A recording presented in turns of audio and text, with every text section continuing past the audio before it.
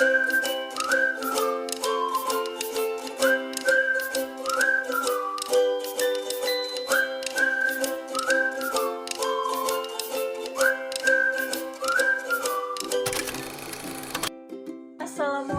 warahmatullahi wabarakatuh. Saya Indah Cahya Pratiwi dengan NIM 21002104 dari Departemen Administrasi Pendidikan Fakultas Ilmu Pendidikan Universitas Negeri Padang. Pada kali ini saya membuat sebuah video untuk memenuhi tugas mata kuliah manajemen humas dengan Bapak Dr. Hanif Al-Qadri dan Ibu Lutfiani MPD. Baiklah, video kali ini saya akan membahas mengenai aktivitas praktisi public relation, konferensi pers, press release, dan presentasi. Nah, pada video kali ini saya akan menjelaskan mengenai beberapa hal, yaitu diantaranya press release atau siaran pers ataupun berita. Yang kedua yaitu konferensi pers, yaitu dengan mengadakan pertemuan untuk bertemu ataupun membahas mengenai beberapa hal. Dan yang ketiga yaitu presentasi. Nah, presentasi ini juga berkaitan dengan kemampuan seseorang public relation melakukan presentasi ataupun cara menjelaskan sebuah informasi kepada kliennya ataupun anggotanya dalam sebuah organisasi tersebut. Baiklah, kita masuk penjelasan materi yang pertama yaitu mengenai siaran pers. Siaran pers merupakan berita ataupun informasi yang disusun oleh suatu lembaga maupun organisasi dengan tangan-tangan dingin yang menggambarkan sebuah proses kegiatan ataupun sebuah produk, sebuah jasa ataupun tenaga keahlian dalam sebuah organisasi tersebut maupun dalam sebuah lembaga tersebut.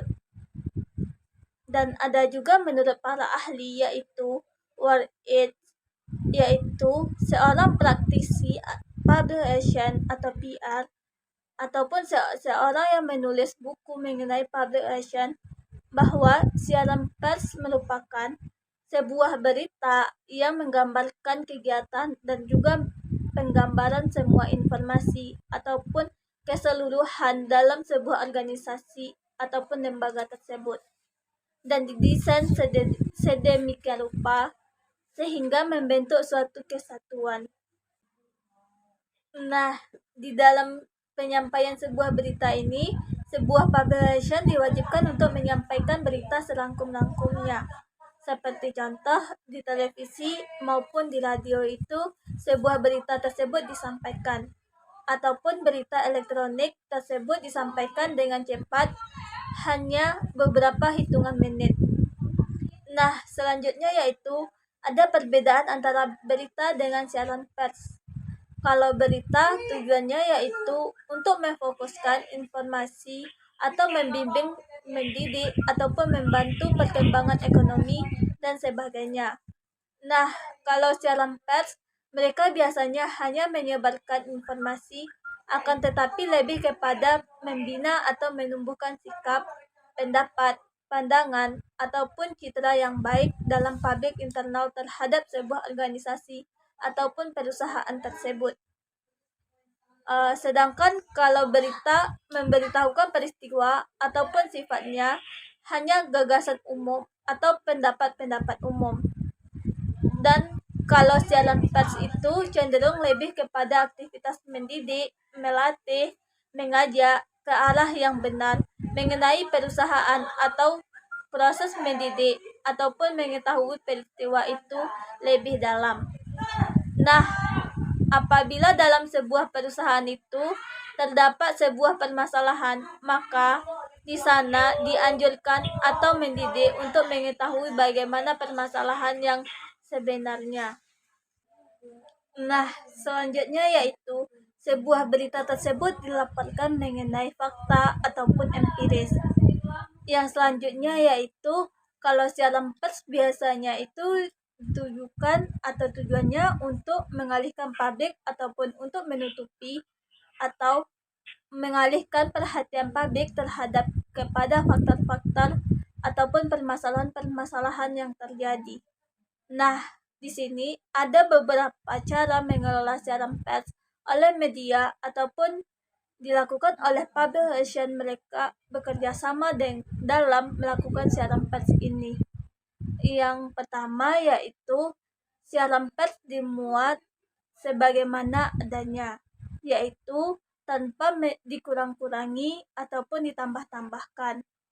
Yang kedua yaitu siaran pers ditulis ulang oleh media ataupun tidak mengurangi isi atau bahasa.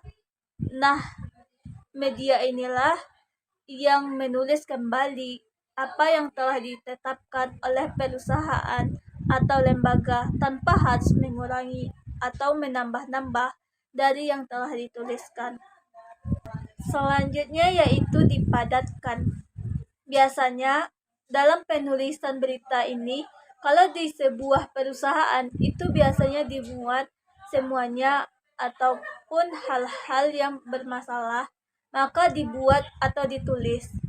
Nah, tugas dari seorang pers ini yaitu memadatkan, membuat secara ringkas mengenai berita tersebut. Nah, yang selanjutnya yaitu ada beberapa jenis rilis dalam pers. Rilis dalam sebuah perusahaan yaitu yang pertama yaitu mengumumkan peristiwa yaitu dalam bentuk undangan ataupun untuk media massa. Yang kedua yaitu pengumuman media ataupun pengunggahan berita itu, atau tidak boleh lebih dari 1 halaman. Maksudnya di sini yaitu bahwa dalam penulisan berita tersebut, pihak media tidak boleh mengupload atau mengunggah berita tersebut lebih dari 1 halaman. Nah, selanjutnya yaitu dalam berita tersebut berupa ceramah ataupun pidato berupa tanpa keresahan. Sebelum menulis pers itu ada beberapa hal yang harus diperhatikan. Yang pertama, siapa yang akan tertarik atau siapa yang akan membaca ataupun melihat berita ini, dan apakah berita dan informasi yang diberikan itu akan menarik. Yang kedua yaitu apakah sebuah berita ini akan memberikan informasi baru ataupun tidak informasi baru. Yang selanjutnya yaitu media yang digunakan. Ada beberapa hal penting yang harus diperhatikan dalam penulisan pers ini. Yang pertama yaitu harus ada tanda penerbitan. Apakah berita ini akan diterbitkan segera, mengupload, ataupun tidak diterbitkan dalam waktu yang sangat dekat ini. Nah, selanjutnya yaitu tanggal. Tanggal di sini yaitu tanggal penerbitan sebuah berita ini harus ditentukan agar tidak terjadi kesalahpahaman ataupun adanya informasi yang tidak benar. Ada juga beberapa hal penting dalam penyiaran pers ini. Yang pertama yaitu subjek. Biasanya di dalam sebuah subjek ini diusahakan tidak menggunakan nama dari perusahaan atau lembaga. Jika dilakukan seperti itu, maka dikhawatirkan akan seperti promosi ataupun marketing dalam sebuah perusahaan tersebut. Yang kedua yaitu paragraf. Paragraf pertama yang berisikan rangkuman harus menarik sebuah berita dari perusahaan tersebut agar orang tertarik ataupun mau untuk membaca ataupun mau melihat berita tersebut. Nah, tujuan pentingnya dari siaran pers tersebut yaitu yang pertama subjek, yang kedua yaitu bagaimana keterkaitan berita-berita dengan jurnalis, judul, soal teras intro, dan sebagainya.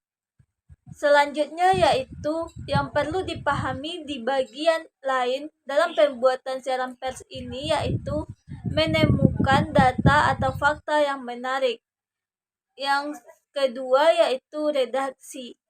Adanya redaksi sehingga tidak ada keterlambatan berita. Penjelasan materi berikutnya yaitu mengenai konferensi pers. Bisa juga disebut dengan jumpa pers atau media. Nah, dalam konferensi pers ini, kita sebagai public relation ataupun humas dalam sebuah organisasi ataupun sebuah lembaga itu akan menjadi tokoh ataupun memberikan informasi. Nah, dapat kita simpulkan bahwa konferensi pers yaitu kegiatan mengundang ataupun mengumpulkan wartawan, media untuk menyampaikan sebuah informasi. Nah, mereka inilah yang akan nanti membuat ataupun merancang sebuah berita tersebut atau menyebarkan berita tersebut. Nah, selanjutnya yaitu kita akan menyampaikan berita dan yang akan menulis adalah jurnalis dengan cara menarik masing-masingnya. Konferensi pers ini dilakukan dengan cara yang pertama yaitu menggunakan pers mengundang wartawan untuk dialog bersama. Tujuan konferensi pers ini bisa juga yang pertama yaitu menyebarkan energi positif. Dengan adanya konferensi pers ini, maka nantinya pandangan-pandangan orang terhadap sebuah perusahaan tersebut akan positif. Yang kedua yaitu menetralisir ataupun membantah berita-berita yang tidak benar. Yang ketiga yaitu meningkatkan citra. Nah, sebuah pasti tentunya kita mengadakan konferensi ini untuk meningkatkan sebuah citra perusahaan ataupun sebuah lembaga tersebut. Selanjutnya yang keempat yaitu membina hubungan dengan wartawan ataupun jurnalisme dengan baik. Yang kelima yaitu mencek kembali apakah undangan itu telah sampai ataupun telah diterima. Nanti ditakutkan adanya kesangkutan ataupun adanya ketidaksampaian berita ataupun informasi undangan yang telah diberikan oleh pihak perusahaan ini nantinya. Selanjutnya yang keenam yaitu menyiapkan press release. Selanjutnya ketujuh, menunjukkan juru bicara. Yang kedelapan, menyiapkan tempat yang dapat menampung seluruh media. Hal ini juga perlu karena di dalam sebuah konferensi itu diperlukan tempat yang luas dan tempat yang lebih aman tentunya. Nah, untuk persiapan konferensi pers ini juga memerlukan beberapa penyiapan lainnya. Dapat berupa penyiapan mikrofon, media lainnya, lampu, dan alat-alat yang dibutuhkan lainnya, dan sebagainya. Selanjutnya, menyiapkan makanan. Menyiapkan makanan dalam konferensi ini juga sangat dibutuhkan karena ini dapat digunakan untuk para wartawan ataupun media lainnya. Selanjutnya yaitu menyiapkan souvenir ataupun hadiah-hadiah yang akan dibawa oleh para wartawan ataupun media lainnya. Yang selanjutnya yaitu membuat buku tamu. Buku ini dapat berupa dalam bentuk lainnya dan lain sebagainya. Baiklah, masuk ke materi yang terakhir yaitu presentasi. Nah, tadi kan saya juga sudah menjelaskan atau dijelaskan bahwa dalam sebuah konferensi pers itu terdapat seorang juru bicara. Yang presentasi ini mengenai orang yang melakukan juru bicara tersebut di dalam sebuah konferensi pers. Jadi, dapat disimpulkan bahwa Dalam presentasi ini memerlukan orang yang benar-benar mampu berkomunikasi ataupun menyampaikan sebuah informasi ataupun presentasi terhadap orang-orang banyak tentunya. Nah, sehingga berita ataupun hal-hal yang akan menjadi tujuan tersebut dapat tersampaikan dengan baik. Hal-hal penting yang diperhatikan dalam presentasi ini yaitu yang pertama, kaitannya dengan penyampaian informasi yang memukau ataupun media yang harus disiapkan dengan baik. Yang kedua yaitu memberikan press release yang diberikan atau dibaca sehingga tingkat pemahaman akan lebih cepat dan dapat disesuaikan dengan apa yang disampaikan. Selanjutnya yang berikutnya yaitu urusan personal, seperti komunikasi yang tidak kaku ataupun bahasa yang tidak kaku, tidak gemetaran saat berbicara, tidak grogi, dan tanya jawab dapat dilaksanakan secara lancar dan tidak grogi tentunya, dan terutama hal utamanya akan dapat tercapai dengan baik tentunya. Baiklah, mungkin cukup sekian penjelasan materi dari saya pada kali ini. Apabila ada kesalahan, mohon dimaafkan. Wassalamualaikum warahmatullahi wabarakatuh.